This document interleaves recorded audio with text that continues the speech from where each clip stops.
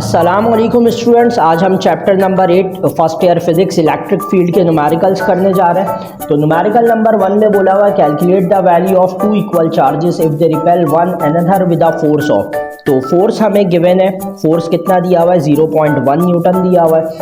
बोलने when situated 50 centimetre apart, यानी इन दोनों चार्जेस के दरमियान का जो डिस्टेंस है वो 50 सेंटीमीटर है। इसको मीटर में कन्वर्ट करना पड़ेगा, तो डिवाइडेड बाय 100 करेंगे तो ये हो जाएगा 0.5 मीटर। आगे आपको पता है इस केस के अंदर वैल्यू ऑफ के चाहे गिवन हो या ना हो फिक्स होती है, और वो होती है हमारे पास 9 newton metre square over coulomb square. तो इसमें हमें मालूम क्या करना है, रिक्वायर्ड क्या है, कह रहे हैं what would be the size of the charges, यानी दोनों चार्जेस का साइज मालूम करना है। क्योंकि दोनों इक्वल है तो Q1 Q2 के बराबर कर देंगे और उसको हम Q लिख लेंगे, ये हमें मालूम करना है। और कह रहे हैं if they were situated in an insulating liquid whose permittivity was 10 times that of a vacuum, यानी कि जो परमिटिविटी है वो इसकी कितनी दी हुई है, वो हमें दिया हुआ है 10 टाइम्स। तो इसको हम गिवन में लिख लेते हैं, यानी एप्सिलॉन आर जो है परमिटिविटी वो 10 दी हुई है हमें। तो सबसे पहले हम वैल्यू ऑफ क्यू मालूम करते हैं। तो वैल्यू ऑफ क्यू हमारे पास क्या हो जाएगी वो देख लेते हैं, सॉल्यूशन लिखते हैं। तो बेसिकली यहाँ पर हमें दो क्यू मालूम करने, एक विद डाइलेक्ट्रिक और विदाउट डाइलेक्ट्रिक। तो विद डाइलेक्ट्रिक क्यू लिख देते हैं, और सॉरी विदाउट डाइलेक्ट्रिक क्यू, और जो हमारे पास एप्सिलॉन आर के साथ होगा उसको हम क्यू प्राइम लिख देते हैं। तो फॉर्मूला हमारे पास क्या हो जाएगा, F इज इक्वल टू के Q1 Q2 upon are square हो जाएगा। वैल्यू सब्सिट्यूट कर लेते हैं, फोर्स हमारे पास 0.1 है और K की वैल्यू 9 एक्सपोनेंट 9। Q1 Q2 की जगह Q लिख देंगे हम, और Q जो है Q स्क्वायर बन जाएगा, और आर स्क्वायर की जगह पर 0.5 का होल स्क्वायर लिख देते हैं। तो 0.5 का जब हम होल स्क्वायर करेंगे तो ये 0.25 हो जाएगा, और इसको साथ ही यहाँ पर मल्टीप्लाई कर देंगे। तो 0.25 मल्टीप्लाई बाय 0.1, और ये जो 9 एक्सपोनेंट 9 है वो इस तरफ आकर डिवाइड हो जाएगा, और क्यू स्क्वायर हमें मालूम करना है। तो इसको हम मल्टीप्लाई करते हैं, और मल्टीप्लाई करके जब डिवाइड करेंगे तो देखते हैं आंसर क्या आता है। तो 0.1 मल्टीप्लाई बाय 0.25, ये मल्टीप्लाई करा तो हो गया 0.025, और इसको हमें डिवाइड करना है 9 एक्सपोनेंट 9 से। तो आंसर आ रहा है 2.7 एक्सपोनेंट -12। तो 2.7 एक्सपोनेंट -12। अब ये क्यू यहाँ पर स्क्वायर की फॉर्म में, तो दोनों साइड पर हमें रूट लेना पड़ेगा। तो इधर भी हम रूट ले लेते हैं और यहाँ भी हम रूट ले लेते हैं। तो जो आंसर आया था कैलकुलेटर में उसको हम डायरेक्ट स्क्वायर रूट कर आंसर लिख देते हैं। तो हमारे पास आंसर हो जाएगा 1.6 एक्सपोनेंट -6।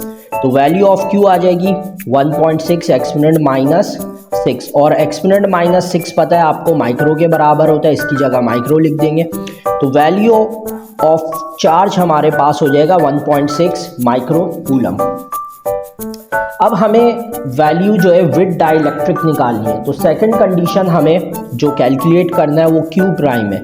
क्यू प्राइम का मतलब ये कि जो दो चार्जेस हैं उनके दरमियान जो है वो एयर की जगह या फ्री स्पेस की जगह डाइलेक्ट्रिक ने ले ली है। तो इसका फॉर्मूला हमारे पास यही होगा, F इज इक्वल टू के, लेकिन के के साथ डिवाइड में एप्सिलॉन आर आ जाता है, बस इसके फॉर्मूले में ये चेंजेस होती हैं, और आर स्क्वायर हो गया।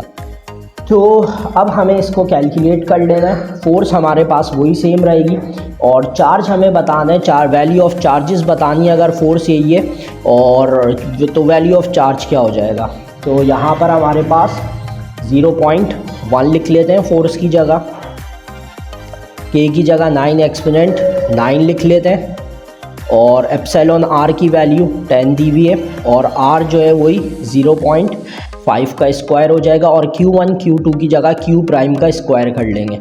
तो इनको हम यहाँ भेज देते हैं और इनको मल्टीप्लाई कर लेंगे, और 0.5 का स्क्वायर भी लिख देते हैं, जो हमने ऊपर निकाला था 0.25 हो जाएगा, और 9 एक्सपोनेंट 9 यहाँ पर आ जाएगा, और Q स्क्वायर।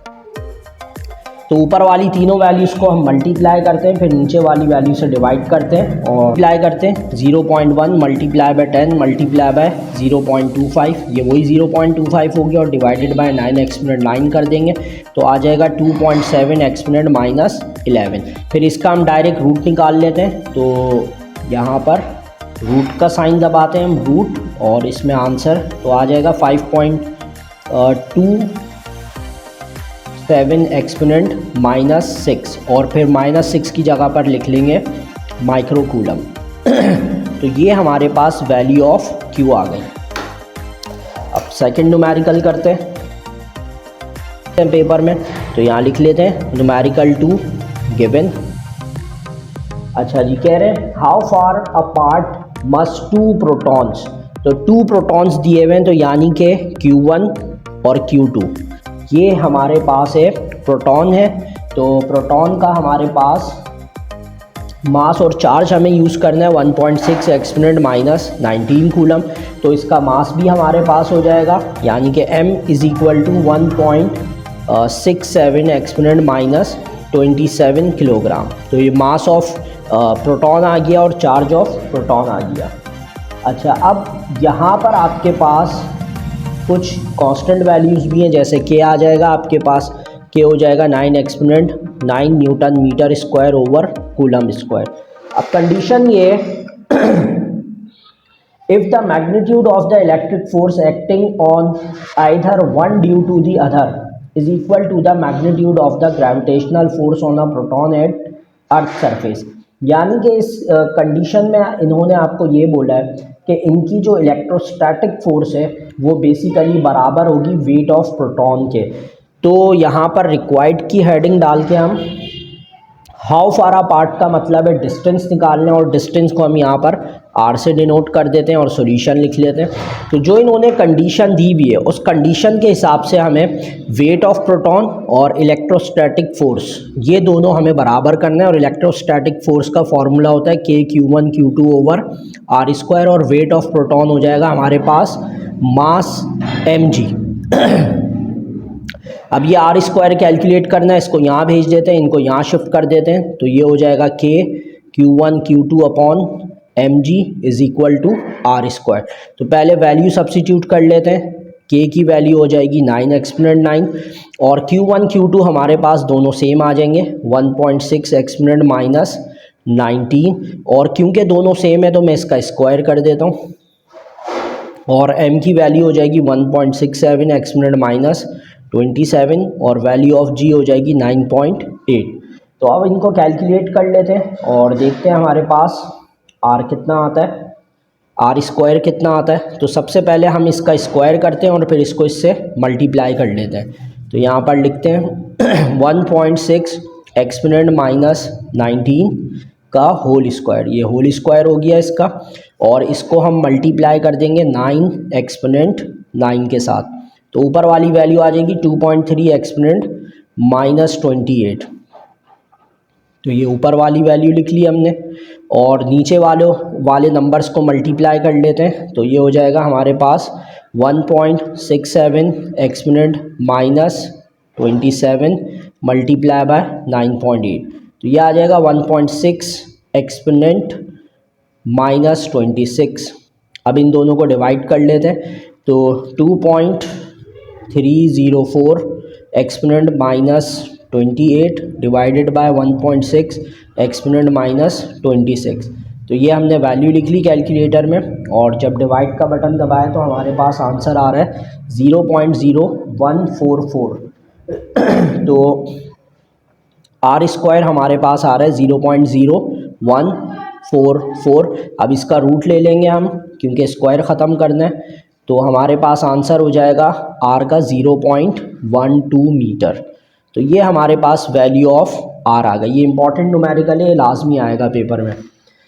अब न्यूमेरिकल नंबर 3 देखते हैं, तो न्यूमेरिकल नंबर 3 की हेडिंग डाल देते हैं, गिवन लिख लेते हैं क्या क्या गिवन है।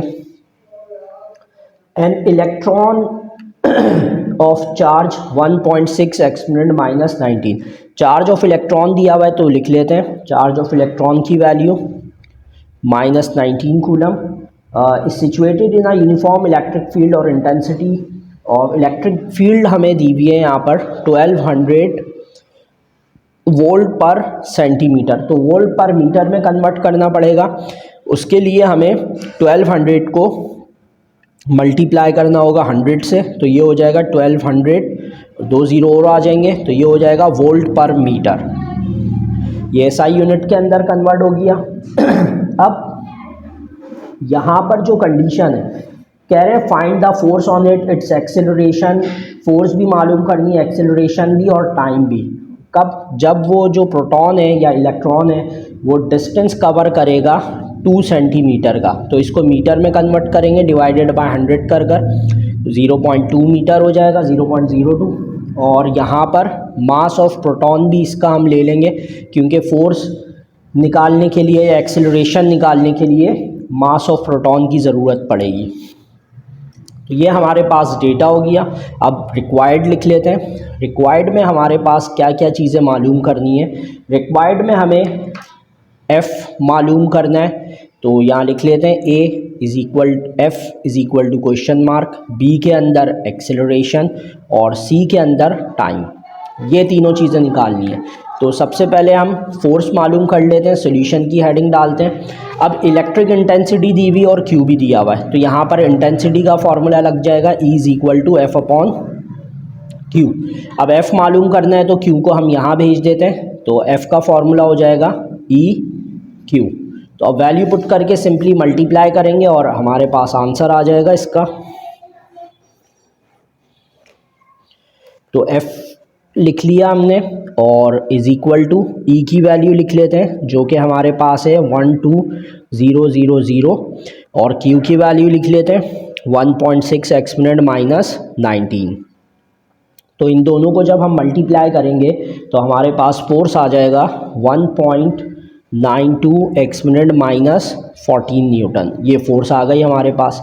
अब एक्सेलरेशन मालूम कर लेते हैं, तो यहाँ पर हेडिंग डाल देते हैं for A is equal to question mark.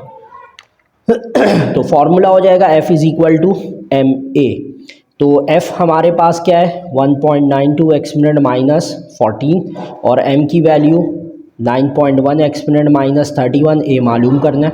तो इसको हम यहाँ डिवाइड कर देते हैं, 1.92 exponent minus 14 divided by 9.1 exponent minus 31।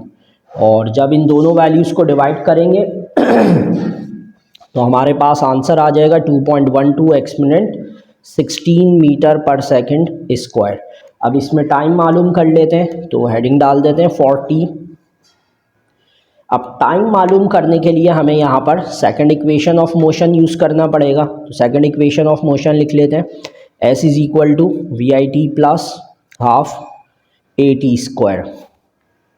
तो वैल्यू ऑफ S यानी कि डिस्टेंस या R हमें जो दिया हुआ है वो है 0.02, और वैल्यू ऑफ V जो है यहाँ पर इनिशियल वेलोसिटी 0 हो जाएगा। टाइम मालूम करना है 1/2 लिख लेते हैं, और वैल्यू ऑफ A हमारे पास ऊपर आ चुकी है 2.12 एक्सपोनेंट 16 और T square as it is लिख लेते हैं। तो ये हमने वैल्यूज़ पुट कर ली सारी। अब इसको इससे डिवाइड करके या तो यहाँ पर भेज, ये तो पहले ज़ीरो हो जाएगा, तो ये ज़ीरो होकर ख़त्म हो जाएगा और इन दोनों को डिवाइड कर लेते हैं, या एक साथ ही हम पूरा इसको अरेंज कर लेते हैं। ये ज़ीरो हो गया 0.02 और ये 1/2 0.5 कर देते हैं, 0.5 और 2.12 एक्सपोनेंट 16 और T स्क्वायर।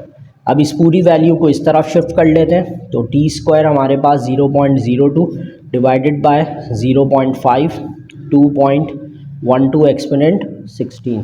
अब इनको मल्टीप्लाई कर जब इससे डिवाइड करेंगे तो T स्क्वायर की वैल्यू हमारे पास आ जाएगी 1.88 एक्सपोनेंट माइनस 18।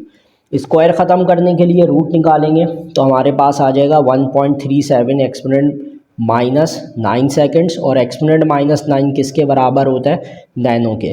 तो टाइम आ जाएगा हमारे पास 1.37 नैनो सेकेंड्स। न्यूमेरिकल नंबर 4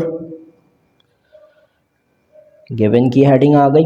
अच्छा जी, न्यूमेरिकल 4 में कह रहे हैं an alpha particle the nucleus of helium atom has a mass of alpha particle दिया हुआ है, वो कितना है आपके पास 6.64 एक्सपोनेंट माइनस 27 किलोग्राम। मास दिया हुआ है and a charge of 2e, charge आपको दिया हुआ है 2e। अब आपको पता है कि ई जो है वो चार्ज ऑफ इलेक्ट्रॉन है और वो कितना होता है 1.6 एक्सपोनेंट माइनस 19। तो इन दोनों को हम मल्टीप्लाई करेंगे तो चार्ज हो जाएगा 3.2 एक्सपोनेंट माइनस 19 कूलम। तो ये हमारे पास हो गया Q। और इसके बाद सॉल्यूशन लिख लेते हैं, रिक्वायर्ड लिख लेते हैं। पहले रिक्वायर्ड हमें क्या करना है, ई निकालना है, इलेक्ट्रिक इंटेंसिटी हमें मालूम करनी है और यहाँ पर सॉल्यूशन लिख लेते हैं। तो फॉर्मूला हमारे पास क्या हो जाएगा, E is equal to F upon Q. F की जगह पर लिख लेंगे mg अपॉन क्यू और वैल्यू ऑफ m कितनी हो जाएगी हमारे पास, वैल्यू ऑफ m हो जाएगा 6.64 एक्सपोनेंट माइनस 27, वैल्यू ऑफ g 9.8 और वैल्यू ऑफ q हमारे पास हो जाएगा 3.2 एक्सपोनेंट माइनस 19। तो इसको मल्टीप्लाई करके जब डिवाइड करेंगे तो हमारे पास ये आ जाएगा 2.03 एक्सपोनेंट माइनस 7 न्यूटन पर कूलम। तो ये हमारे पास इलेक्ट्रिक इंटेंसिटी की वैल्यू आ गई। अब न्यूमेरिकल नंबर 5 करते हैं। अच्छा जी, न्यूमेरिकल नंबर 5 देखते हैं। कह रहे हैं a proton and an electron form two corners an equilateral triangle, जैसे डायग्राम में दिया हुआ है। एंड लेंथ को यहाँ पर हम r से डिनोट कर लेते हैं। ये हो जाएगा हमारे पास 2 एक्सपोनेंट माइनस 6 मीटर। तो समझ लो ये लेंथ यानी दोनों चार्जेस के दरमियान का डिस्टेंस दिया हुआ है हमें, और इन दोनों चार्जेस के दरमियान जो एंगल बन रहा है वो हमारे पास 60 डिग्री है, जो डायग्राम के अंदर दिया हुआ है। और बाकी जो है हमारे पास वोल्टेज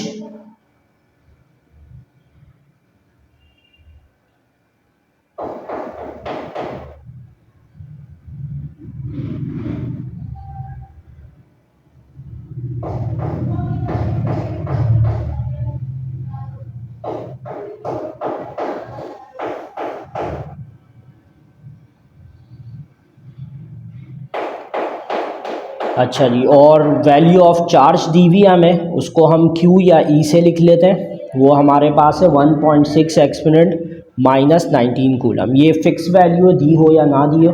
और इसी तरह epsilon not constant value 8.85 exponent minus 12। तो ये सारी कांस्टेंट वैल्यूज़ दी हुई हैं और हमें मालूम क्या करना है, रिक्वायर्ड की हेडिंग डाल के लिख लेते हैं, इलेक्ट्रिक फील्ड मालूम करनी है। तो यहाँ पर सिंपल सा इलेक्ट्रिक फील्ड का फॉर्मूला अप्लाई करेंगे जो हमने डाइपोल इक्वेशन से निकाला था। तो डाइपोल इक्वेशन से जो हमने इलेक्ट्रिक फील्ड का फॉर्मूला निकाला था वो क्या था, E is equal to 2q cos theta upon 4 pi epsilon naught R square. ये फार्मूला निकाला था। अब यहाँ पर लेकिन हमने 2 इसलिए लगाया क्योंकि दो चार्जेस हैं, तो दो चार्जेस की वजह से 2 आ गया है। तो इसको कैंसिल आउट कर लेते हैं या डायरेक्ट वैल्यू रखकर बस सॉल्व कर लेते हैं। तो ये हमारे पास क्या हो जाएगा, 2 और 2 लिख लेते हैं। Q की value 1.6 exponent minus 19, cos theta की जगह 60 आ जाएगा हमारे पास। 4 लिख लेते हैं, पाई की जगह 3.142, एप्सिलॉन नॉट की जगह 8.85 एक्सपोनेंट माइनस 12 और आर स्क्वायर की जगह 2 एक्सपोनेंट माइनस 6 का स्क्वायर। ये हमने सारी वैल्यूज़ पुट कर ली हैं। अब इनको हम सॉल्व कर लेते हैं। ऊपर वाली वैल्यूज़ मल्टीप्लाई करेंगे और नीचे वाली वैल्यूज़ मल्टीप्लाई करेंगे तो हमारे पास टोटल आंसर, या चले मल्टीप्लाई करके देख लेते हैं। हम इसको सॉल्व कैसे करेंगे, पहले cos 60 निकालते हैं। cos 60 0.5 आ गया, इसको मल्टीप्लाई कर देते हैं 1.6 एक्सपोनेंट माइनस 19 से, ये आ गया, और इसको मल्टीप्लाई कर देते हैं 2 से। यानी ऊपर वाला हमारे पास कम्प्लीटली सॉल्व होकर आंसर आ गया है 1.6 एक्सपोनेंट माइनस 19 ही आ चुका है। अब नीचे वाला सॉल्व करते हैं। इसके लिए पहले इसका स्क्वायर कर लेते हैं हम। तो यहाँ पर लिख लेते हैं 2 एक्सपोनेंट माइनस 6 होल स्क्वायर। तो ये हमने स्क्वायर कर लिया और मल्टीप्लाई करते हैं इसको हम 8.85 एक्सपोनेंट माइनस 12 के साथ, और फिर इसको मल्टीप्लाई करेंगे 3.142 और मल्टीप्लाई बाय 4। तो नीचे वाला हमारे पास आंसर आ रहा है 4.4 एक्सपोनेंट माइनस 22। अब इन दोनों को डिवाइड कर लेते हैं। तो 1.6 exponent minus 19 divided by 4.4 4 exponent minus 22। तो हमारे पास आ रहा है तकरीबन 363.6 न्यूटन पर कूलम। तो ये हमारे पास इलेक्ट्रिक डाइपोल वाली इक्वेशन की मदद से ये सॉल्व हो। लिख लेते हैं डेटा। Numerical 6 given. अच्छा जी अब एक फिगर दी हुई है। Figure shows 2 charge particle on an x axis. तो वैल्यू ऑफ क्यू दिया हुआ है हमारे पास। अब एक पॉजिटिव चार्ज है और एक नेगेटिव चार्ज है, लेकिन दोनों चार्जेस का मैग्नीट्यूड सेम है। और आपको पता है न्यूमेरिकल सॉल्व करते वक्त हम माइनस साइन लगाने की हमें ज़रूरत नहीं होती। तो हम सिंपल लिख लेते हैं value of Q 3.2 exponent minus 19 coulomb. और यहाँ पर जो एक्स एक्सिस का डिस्टेंस दिया हुआ है वो दिया हुआ है 3 मीटर और वाई एक्सिस का डिस्टेंस दिया हुआ है 4 मीटर। तो मालूम करना है what are the magnitude and direction relative to the positive direction of the x axis and of the net electric field produced by at P at Y is equal to. तो ये इसमें condition दी हुई है। अब इसमें हम required लिख लेते हैं। रिक्वायर्ड में हमारे पास जो मेन चीज़ है वो मैग्नीट्यूड ऑफ ई मालूम करना है। डायरेक्शन जो है वो बस लिखनी होती है, वो इतनी ज़रूरी नहीं होती। तो अब इसको हम सॉल्व करते हैं। लिख लेते हैं सोल्यूशन। अच्छा जी अब सॉल्यूशन में कहते हैं the vertical component if the individual fields will cancel each other by symmetry in x direction. तो जो इन्होंने डायग्राम हमें दिए, अगर उस डायग्राम को हम कुछ अपने डाइपोल वाली कंडीशन के हिसाब से अरेंज कर दें तो हमारे पास सिंपली जो फॉर्मूला अप्लाई होगा वो इलेक्ट्रिक डाइपोल वाली कंडीशन का अप्लाई होगा। तो यहाँ पर हम फॉर्मूला लिख लेते हैं E is equal to 2QX upon 4 pi epsilon naught x square plus y square 3/2। तो ये हमारे पास इलेक्ट्रिक डाइपोल का फॉर्मूला आ गया। अब इसके अंदर वैल्यू सब्स्टिट्यूट कर हम इक्वेशन का आंसर निकाल लेते हैं। सारी चीज़ें गिवन है हमारे पास। तो यहाँ लिख लेते हैं E2 आ गया हमारे पास। Value of Q 3.2 exponent minus 19 x की वैल्यू 3 दी हुई है और 4 आ गया, पाई की जगह 3.142 एप्सिलॉन नॉट पीछे ही लिखा था अभी 8.85 एक्सपोनेंट माइनस 12 और x और y का स्क्वायर कर लेंगे यानी कि 3 स्क्वायर प्लस 4 स्क्वायर। तो ये सब हमारे पास हो गया। ऊपर वालों को हम सिंपली मल्टीप्लाई करते हैं तो आ जाएगा 1.92 एक्सपोनेंट माइनस 18 और इनका स्क्वायर करा तो 9 प्लस 16 25 को इससे और इन सबको आपस में अगर हमने मल्टीप्लाई करा, अच्छा सॉरी इसके ऊपर पावर भी हमारे पास 3/2। तो 25 की हम पावर निकालेंगे 3/2 कर। तो वो किस तरह से निकलेगी, पहले इन 3 नंबर्स को मल्टीप्लाई कर देते हैं। तो ये हो जाएगा 1.11 एक्सपोनेंट माइनस 10। इसको अंदर सॉल्व करा तो ये 125 3/2 हो गया। अगर कैलकुलेटर है तो सिंपली कैलकुलेटर रख लो, वरना आप क्या करोगे एक्सपोनेंट माइनस 18 1.11 एक्सपोनेंट माइनस 10। अब देखो ये क्यूब इसके ऊपर अप्लाई हो जाएगा। तो ये 25 था तो 25 का हम सबसे पहले क्यूब निकाल लेंगे। तो 25 का जो क्यूब है हमारे पास वो कितना आएगा 25 मल्टीप्लाई 25 ये आ रहा है 15625। अब इसका रूट निकाल लो। तो इसका रूट निकाल ले हो तो कितना आ रहा है 125, यानी ये पूरा सॉल्व होकर हमारे पास 125 आ जाएगा। फिर इसको इससे मल्टीप्लाई करके डिवाइड करेंगे तो वैल्यू ऑफ ई हमारे पास आ जाएगी 1.39 एक्सपोनेंट माइनस 10 न्यूटन पर कूलम। तो ये हमारे पास न्यूमेरिकल नंबर 6 का आंसर हो गया। न्यूमेरिकल नंबर 7 देखते हैं। ये भी हमारे पास न्यूमेरिकल नंबर 7 भी जो है न्यूमेरिकल 7 देख लेते हैं। न्यूमेरिकल 7 गिवन लिख लेते हैं सबसे पहले। तो इसमें क्या क्या गिवन है, अ proton and an electron form 2 corners of N equilateral triangle. ये वही पीछे वाली कंडीशन है। और वैल्यू ऑफ आर दिया हुआ 5 माइक्रोमीटर, कन्वर्ट कर लेंगे तो 5 एक्सपोनेंट माइनस 6 मीटर हो जाएगा। आगे थीटा दिया हुआ है 60 डिग्री। इक्विलेटरल ट्राइंगल में आपको पता है तीनों एंगल सेम होते हैं। क्यू की वैल्यू 1.6 एक्सपोनेंट माइनस 19 कूलम और एप्सिलॉन नॉट भी लिख लेते हैं 8.85 एक्सपोनेंट माइनस 12 और इसका यूनिट होता है हमारे पास कूलम स्क्वायर न्यूटन पर मीटर स्क्वायर। तो ये एप्सिलॉन नॉट आ गया और रिक्वायर्ड हमें वही इलेक्ट्रिक फील्ड मालूम करनी है।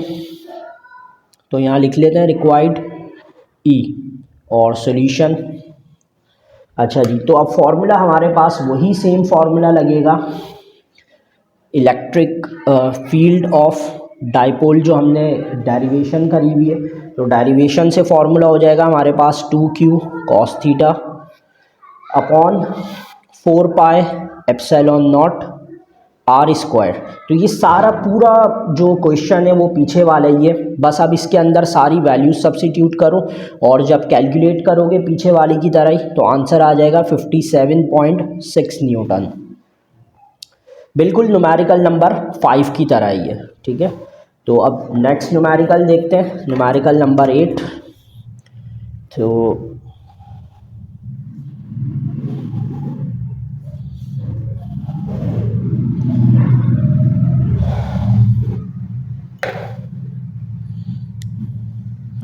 अच्छा जी, तो न्यूमेरिकल 8 में क्या गिवन है? न्यूमेरिकल 8 में कह रहे हैं द स्क्वायर, ये तो बहुत आसान है आपके पास, जस्ट वैल्यू ऑफ ई दी हुई है आपको 1800 न्यूटन पर कूलम और लेंथ दिया हुआ आपको, इस लेंथ को एरिया में कन्वर्ट करना पड़ेगा। तो क्योंकि स्क्वायर है, स्क्वायर की एक साइड लेंथ दी हुई है 3 मिलीमीटर, तो 3 मिलीमीटर को कन्वर्ट कर लेंगे एक्सपोनेंट -3 मीटर और इसको एरिया में कन्वर्ट करते हैं तो एरिया L इंटू एल होता है, यानी कि हम सिंपली 3.2 एक्सपोनेंट -3 का स्क्वायर कर देंगे तो हमारे पास एरिया कितना आ जाएगा 3.2 एक्सपोनेंट -3 का होल स्क्वायर। तो हमारे पास आ रहा है 1.024 एक्सपोनेंट -5, ये एरिया आ गया हमारे पास। और जो एंगल दिया हुआ है इन्होंने, एंगल कितना दिया हुआ है 35 डिग्री, और मालूम करना है हमें इलेक्ट्रिक फ्लक्स, यानी कि उस एरिया से कितना फ्लक्स पास आउट होगा, फ्लक्स का सिंबल। तो फ्लक्स का फॉर्मूला होता है E dot delta A cos theta, सारी वैल्यूज़ गिवन है पुट कर देंगे आंसर आ जाएगा। 1800 लिख लेते हैं, डेल्टा ए और ये ए सेम ही है तो ये हो जाएगा 1.024 एक्सपोनेंट -5 और कॉस 35 डिग्री। तो सबसे पहले cos 35 निकालेंगे, जो आंसर आएगा इससे और इससे हम मल्टीप्लाई करेंगे तो फाइनल आंसर आ जाएगा हमारे पास 0.015 newton metre square over coulomb square. तो ये हमारे पास इलेक्ट्रिक फ्लक्स आ जाएगा। न्यूमेरिकल नंबर 9 देखते हैं। न्यूमेरिकल नंबर 9 हमारे पास क्या है? तो न्यूमेरिकल 9 पहले गिवन बना लेते हैं। कह रहे हैं electron is liberated from the lower of 2 large parallel metal plate separated by a distance, यानी डिस्टेंस जो दिया हुआ है यहाँ पर वो 2 सेंटीमीटर है, इसको कन्वर्ट करेंगे मीटर में तो 0.02 मीटर हो जाएगा। The upper plate has a potential of 2400 volt, तो ये आ जाएगा 2400 volts relative to the lower. How long does the electron take to reach? How long basically time मालूम करना है, तो चार्ज ऑफ इलेक्ट्रॉन भी यहाँ पर लिख लेते हैं -19 कूलम, और उसके अलावा मास ऑफ इलेक्ट्रॉन भी लिख लेते हैं 9.1 एक्सपोनेंट -31 किलोग्राम। तो ये सारी वैल्यूज़ हमने लिखी। अब रिक्वायर्ड में चले जाते हैं, तो रिक्वायर्ड हमारे पास हाउ लॉन्ग यानी टाइम मालूम करना है, तो टाइम के लिए हम सॉल्यूशन लिख लेते हैं। अच्छा जी, तो सबसे पहले हमें क्या करना पड़ेगा, टाइम के लिए हमें सेकंड इक्वेशन यूज़ करनी है, और सेकंड इक्वेशन के लिए S is equal to VIT plus half AT²। अब मसला ये कि हमारे पास एक्सेलरेशन नहीं है, डिस्टेंस भी है और VI यहाँ पर 0 हो जाएगा, तो एक्सेलरेशन हमें कैलकुलेट करना है। एक्सेलरेशन हम कैलकुलेट करके यहाँ पर सब्स्टिट्यूट करेंगे तो पूरा आंसर हमारे पास आ जाएगा। तो अब एक्सेलरेशन के लिए हमें क्या करना पड़ेगा, इसको इक्वेशन 1 कह देते हैं, फार्मूला यूज़ कर लेते हैं F is equal to ma का। तो यहाँ लिख लेते हैं F is equal to M है, मास है ए आ जाएगा लेकिन फोर्स नहीं है। तो फोर्स के लिए हमें यहाँ पर वोल्टेज दिया हुआ है, तो फोर्स के लिए हमें पहले जाना पड़ेगा F is equal to E is equal to F upon Q होता है, यानी F बराबर होता है ई क्यू के, एम ए आ गया, और ई बराबर होता है हमारे पास वी अपॉन डी के, यानी वोल्टेज अपॉन डिस्टेंस के। तो ये हो जाएगा वी क्यू और एम यहाँ पर भेज देते हैं, तो ये एक्सेलरेशन आ गई, हमारा एक्सेलरेशन का फॉर्मूला आ गया। तो सबसे पहले एक्सेलरेशन कैलकुलेट कर लेते हैं। वोल्टेज की वैल्यू कितनी दी हुई है 2400, चार्ज कितना दिया हुआ है 1.6 एक्सपोनेंट माइनस 19, डिस्टेंस कितना दिया हुआ है 0.02, और m कितना दिया हुआ है 9.1 एक्सपोनेंट माइनस 31। तो पहले ऊपर वाली वैल्यूज़ कैलकुलेट करते हैं। 2400 मल्टीप्लाई बाय 1.6 एक्सपोनेंट माइनस 19, तो हमारे पास कितना आ रहा है 3.84 एक्सपोनेंट माइनस 16। तो ये आ गया हमारे पास 3.84 एक्सपोनेंट माइनस 16, और नीचे वाली वैल्यू को कैलकुलेट करते हैं तो 0.02 multiply by 9.1 exponent minus 31, 0.02 multiply by 9.1 exponent minus 31, तो ये आ रहा है 1.82 एक्सपोनेंट माइनस 32। तो अब इधर इनको डिवाइड कर लेते हैं, तो 3.84 exponent minus 16 divided by 1.82 exponent minus 32, तो ये आ रहा है हमारे पास 2.1 एक्सपोनेंट 16 मीटर पर सेकंड स्क्वायर। तो अब इस वैल्यू ऑफ ए को हम इक्वेशन नंबर 1 के अंदर सब्स्टिट्यूट कर देंगे, तो हमारे पास फाइनल आंसर ऑफ टाइम हमें पता लग जाएगा कितना आ रहा है। तो यहाँ लिख देते हैं पुट इन इक्वेशन 1, तो S is equal to V I T plus half A T square है। तो S हमारे पास वो डिस्टेंस ही होता है, तो S की जगह पर हम वही हाइट वाली वैल्यू रख लेते हैं जो हमारे पास थी। जो डिस्टेंस दिया हुआ था वो था 0.02, वी आई की जगह पर 0 और t लिख देंगे, 1/2 को हम 0.5 लिख लेते हैं, और एक्सेलरेशन हमारे पास आया था 2.1 एक्सपोनेंट 16 और T square as it is आ जाएगा। तो ये 0 हो जाएगा, इनको मल्टीप्लाई कर हम यहाँ डिवाइड कर देते हैं। तो 0.02, 0.5 और 2.1 को अगर हम मल्टीप्लाई करते हैं तो ये हो जाएगा 1.05। तो इसको मैं यहाँ भेज दूँगा, 1.05 एक्सपोनेंट 16 हो जाएगा और टी स्क्वायर। तो 0.02 divided by 1.05 exponent 16, 0.02 divided by 1.05 exponent 16, तो आ रहा है 1.9, टी स्क्वायर आ रहा है 1.9 एक्सपोनेंट माइनस 18। इसी का हम डायरेक्ट रूट ले लेते हैं, रूट आंसर लिख देते हैं, तो आ रहा है 1.3 एक्सपोनेंट माइनस 9, और एक्सपोनेंट माइनस 9 को हम नैनो सेकेंड्स लिख देंगे, तो ये हमारे पास टी हो गया। लास्ट न्यूमेरिकल करते हैं, इसका न्यूमेरिकल नंबर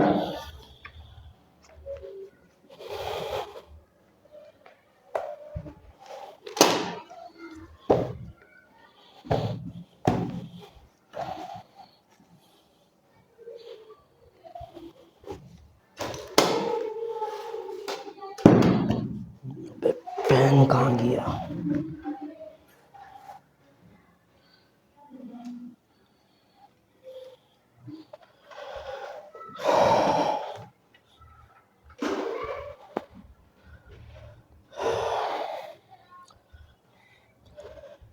अच्छा जी, लास्ट न्यूमेरिकल है हमारे पास, न्यूमेरिकल नंबर 10, हेडिंग डाल के गिवन लिख लेते हैं।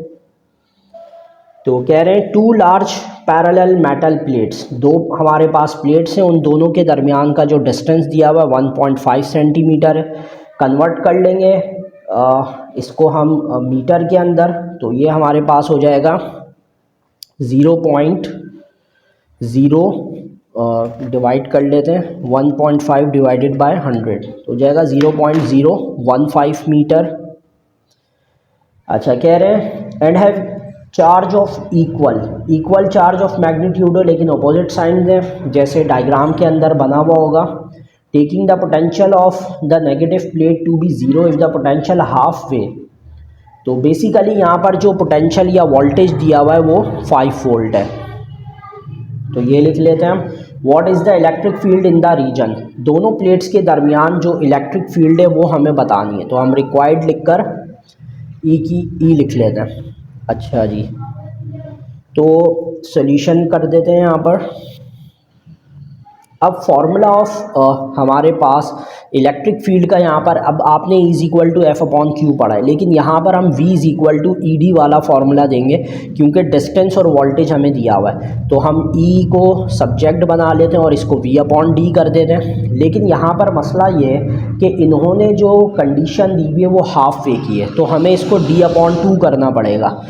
तो हम यहाँ पर लिख लेते हैं value of V 5, value of V कितनी है, डी कितनी है 0.015। तो इसको हम डिवाइडेड बाय 2 कर देंगे हाफ वे होने की वजह से, और इसको डिवाइड करके जब 5 से डिवाइड करोगे तो आंसर आ जाएगा 6.7 एक्सपोनेंट 2, या फिर लिख सकते हो 6700 वोल्ट पर मीटर। तो ये हमारे पास चैप्टर नंबर 8 के न्यूमेरिकल्स। इंशाल्लाह बहुत जल्द नेक्स्ट वीडियो में मिलते हैं। अपना ख्याल रखिएगा। अल्लाह हाफ़िज़।